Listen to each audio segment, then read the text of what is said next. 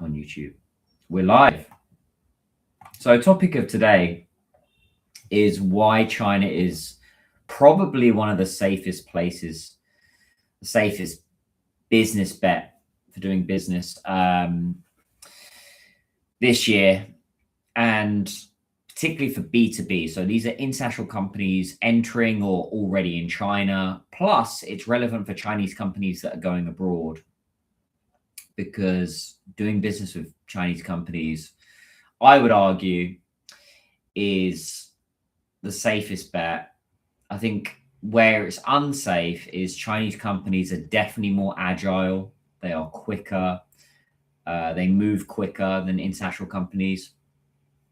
So that's something obviously international companies need to be aware of, which I would argue is something international companies need to work on. They need to make quicker decisions. But today I really want to talk about something I've been thinking a lot about recently, but also I've just been getting a barrage of inquiries about I want to do business in China, or Chinese companies coming to me saying I want to do business abroad. So what I want to talk about is why China right now is actually one of the safest places to do business in the world, particularly for B2B. And obviously there's a lot in the news, a lot of headlines, but when you're actually on the ground, like myself, I'm based in Shanghai, working with companies and buyers and Chinese decision makers and international companies that are entering or already here, the reality can look very different. So I want to talk about a few things, namely three things, which would be safety, stability, and why Chinese buyers are actively looking for international suppliers or international companies to do partner with, and Chinese companies looking to go abroad as well. So I'll break this down a little bit. I'll start off with the global context, kind of what's happening right now. So let's first zoom out and look at the world right now. We are living in a period of huge geopolitical tension, volatility. You've seen what's happening in the Middle East. This is a war, right? It's horrible what's happening there. I did warn a lot of companies last year because I had a lot of companies approaching me saying, no, we don't really see China as a priority. We're going to concentrate more on the UAE and Saudi and Qatar. I thought it was a mistake at the time. I've been proven right. But I was talking about how China was the safer option if you're an international company coming to China. Also, a lot of Chinese companies were looking at going to the Middle East. And I had said to them as well, why aren't you exploring the UK, Europe, Southeast Asia, more stable kind of markets? So you have a lot of conflicts happening right now. You have uncertainty affecting global supply chains, energy price shocks as well. The market's very volatile. I would not be investing in any kind of, Dienza Huobi, any kind of crypto or anything like that. Gold and silver would be one to have a look at, by the way, guys. In many markets, you have this political instability. You have economic uncertainty. But in China, I would make the point that there is more stability right now. I'm going to events tomorrow. I was walking around Shanghai today, and there's an optimism in the air that I wasn't feeling as much last year, but definitely feeling a lot more this year. I know that I'm going to go to this expo tomorrow. I'm going to an expo in Suzhou, and it will be full of international companies and Chinese companies. And I know because I've seen the exhibitor list, and there's just more companies, even from the US, but mainly from UK, Europe, Australia, which is really great to see. So, but for businesses, especially B2B, which is an area that I specialize in, so B2B companies. So we're talking about life sciences, healthcare, manufacturing, specialized industries, tech. Volatility is the enemy. And companies want predictability, right? They want stability. They want to have a nice forecast going ahead for 2026. They want long-term stability so they can plan, invest, build partnerships, supply chains. And this is where China stands out, I think. This is where China has a unique opportunity right now to not get involved in those conflicts, but get involved in the opportunity. And I think this is where China has always beaten the US. The US gets involved in too many conflicts around the world and tries to be the world police. But China has a very laissez-faire, don't get involved, which I think is the more pragmatic, let's have dialogues, let's have conversations, which I think is hopefully the way the UK is going as well, obviously with Keir Starmer coming recently, but also I don't want to talk too much about politics, but you can see there's a very different way that the Chinese do business. China is all about dialogue. Let's talk. Let's find a way. So I want to talk about stability and the safety in China. I mean, the life here is safe as anything. You can walk. I always say in Shanghai, you can walk down the street 3 a.m. as a woman and no one's going to bother you. And it's the way business is here as well. You're not really going to get bothered by people. People just get on with it. People are not stealing phones here because people already got a phone. They're too focused on building businesses and making money and developing. Look at the robots. Look at the AI coming out of China right now. I think China is actually winning right now. And it's either as an international company coming to China or a Chinese company looking to branch out abroad, do you want to get left behind and not globalize and not work with China? Or do you just want to see it as a threat? And I think that's the wrong move to go. Having lived in this country for over 10 years, I think the opportunities are endless. I've been afforded so many more opportunities here had I just stayed in the UK and stayed in London. I'm so glad I made that decision 10 years ago to live here. So when you actually spend time in China, you notice something very quickly. It's extremely stable. The cities are safe, as I mentioned. Infrastructure works, transport works, logistics works, digital payments work. I mean, look at WeChat. Stuff is secure. Stuff just gets done. Shit gets done here. Things function.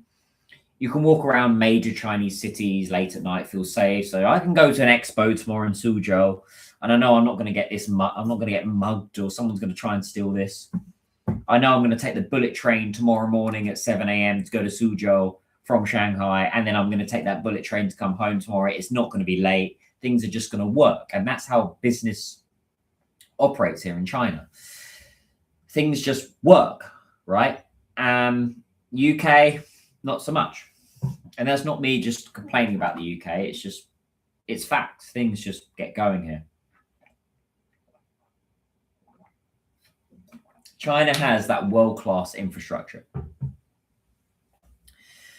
High-speed rails, Gautier, bullet trains, efficient ports, advanced digital systems, social media. As a foreign company, you must work with Chinese companies for market entry.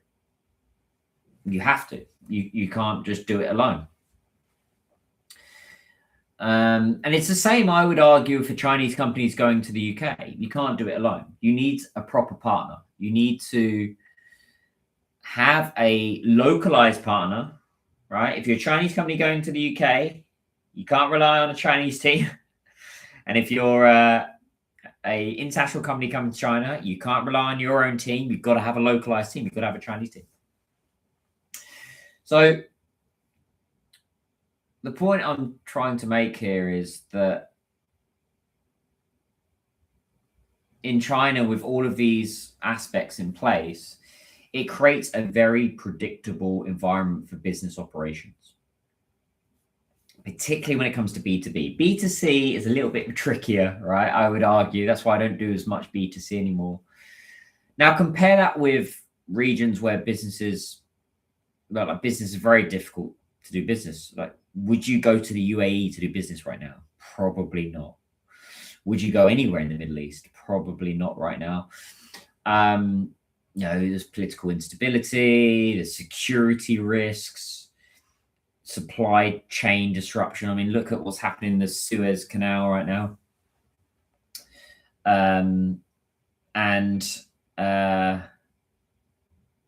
That whole strait, it's just a nightmare, right?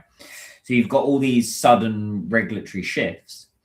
And from a purely business risk perspective, China, I would argue, and it's proven by fact, that it is this year proving to be one of the most stable operating environments for B2B in the world.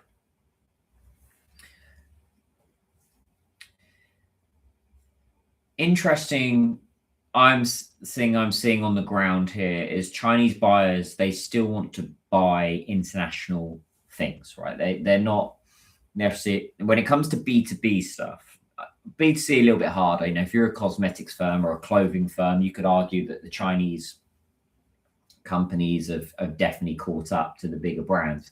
But for B2B, I think there are a lot of complex industries, particularly manufacturing or healthcare, that the Chinese just can't replicate. So they have to buy internationally.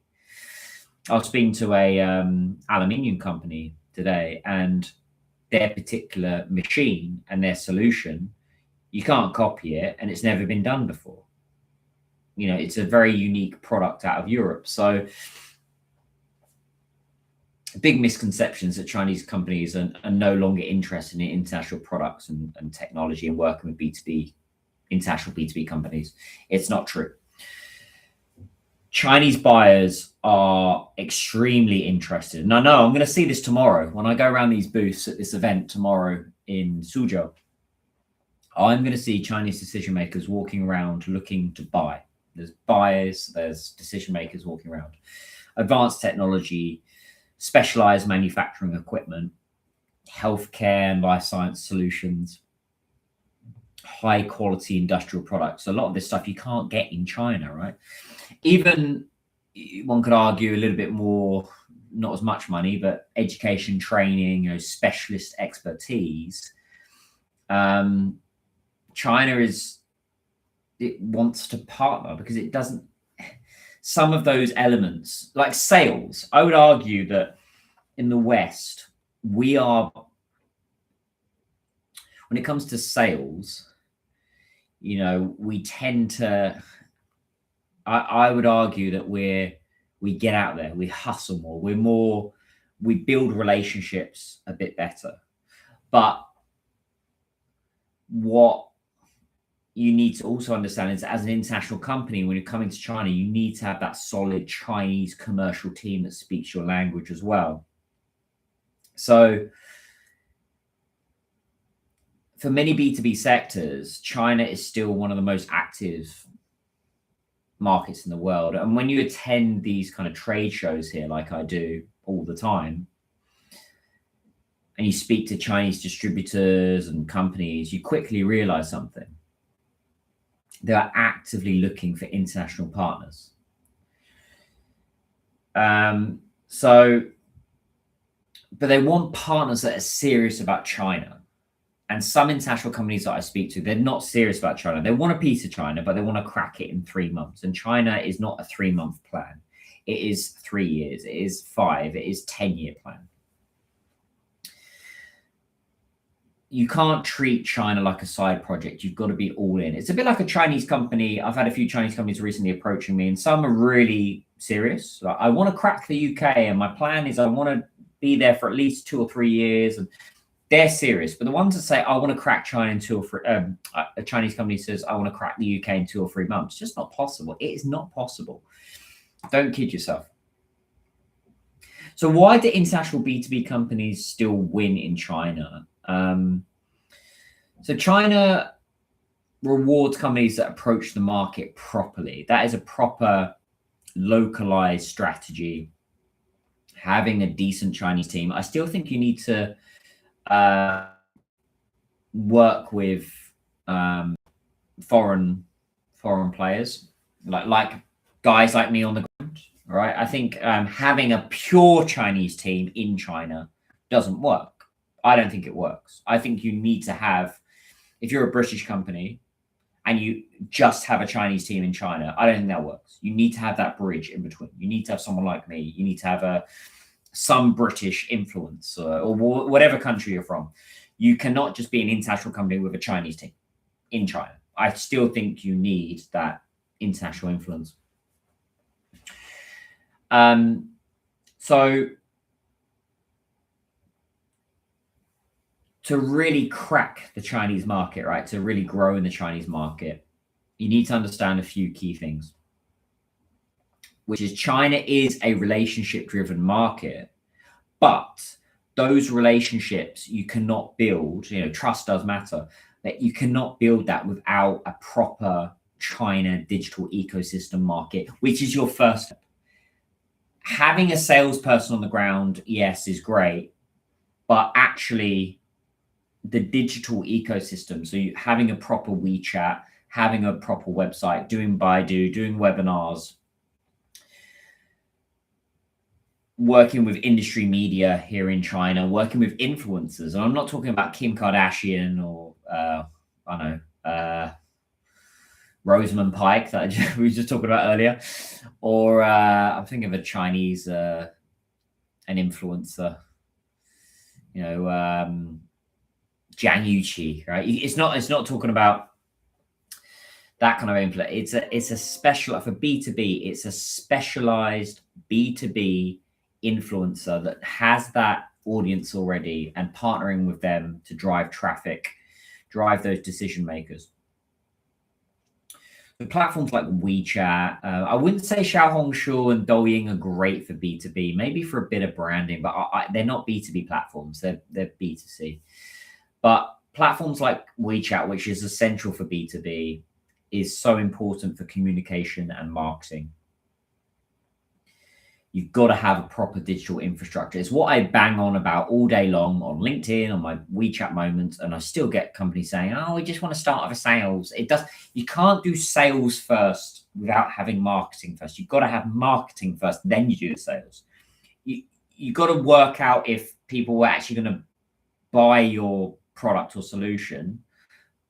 Plus, if people don't know about you, what's the point in trying to build a relationship?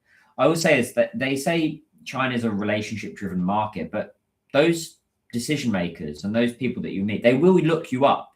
It doesn't matter if you go for a meal with someone in China, or you go to KTV with them and, hey, Ganbei, yeah, great, wonderful, cheersing beers and discussing business, but they will look you up on WeChat afterwards.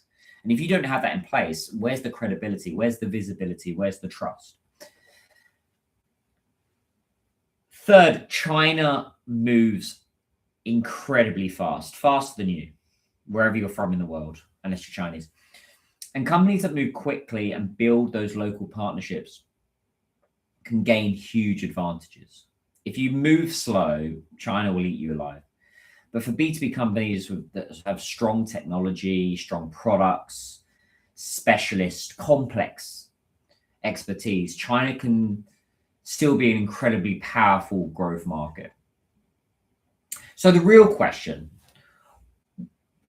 when people ask me this, I still get people saying, why China? And my answer is very, very simple.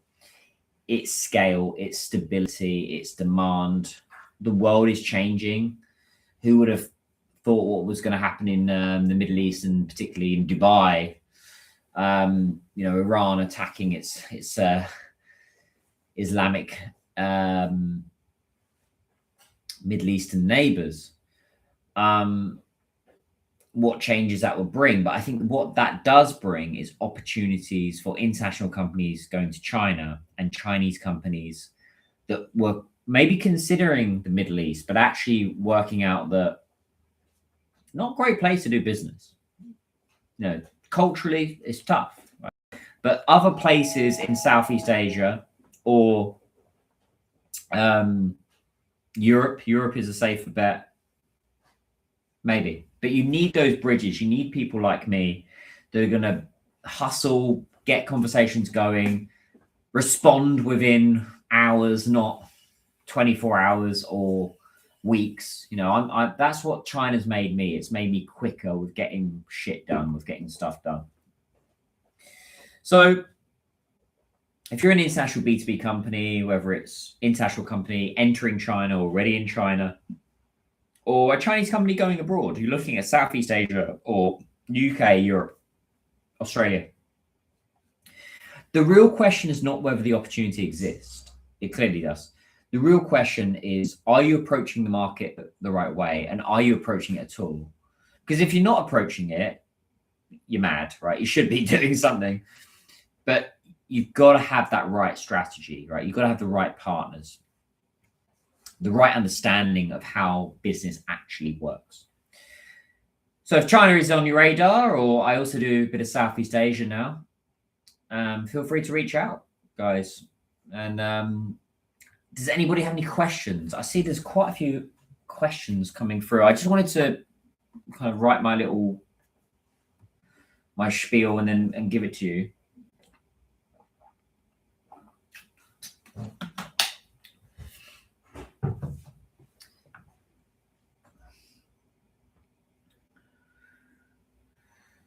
Let's have a look at some of these questions coming in. Yeah, I think B2C. I think B2C for international Chinese companies, B2C, the Sheins and Tmall's of the world, I think they've got a bigger opportunity to go west. I think B2C coming into China is very, very tough. B2B is the bigger opportunity.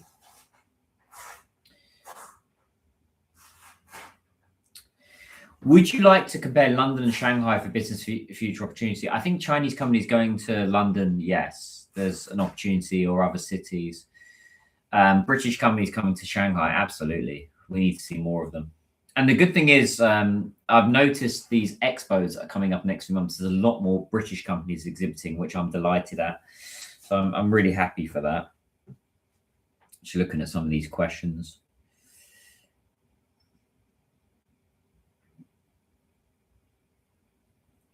But B2B machines, if it's a specialized machine, I would argue that Chinese competition isn't the threat. The threat, I would say, is Chinese companies better at marketing. It's not necessarily they have a better solution. For B2B industries are a little bit cautious of China. It's just because your marketing's not very good. It's nothing to do with your solution or your product or your pricing, because Chinese B2B buyers will buy. But this is a great example of, I think, where international companies beat Chinese companies is international companies are getting better at being upfront about what they're looking for, their requirements, their KPIs, their budgets. Chinese companies are not very good at that. It's completely, and it's not a cultural thing. It's just once Chinese companies are more upfront with what they're looking for in the West, they will start to beat Western companies. But right now, they're not there. They just say, I do this. Chinese companies just, I do this. And it's like, great, but that doesn't tell me anything. That doesn't tell me your pain. That doesn't tell me your requirements. So this is where Chinese companies are losing right now, is they're not very good with being upfront about what they're looking for and their budget. Western companies are really good with telling you their budget. They're very good with, like, this is how much money we've got to spend, and this is how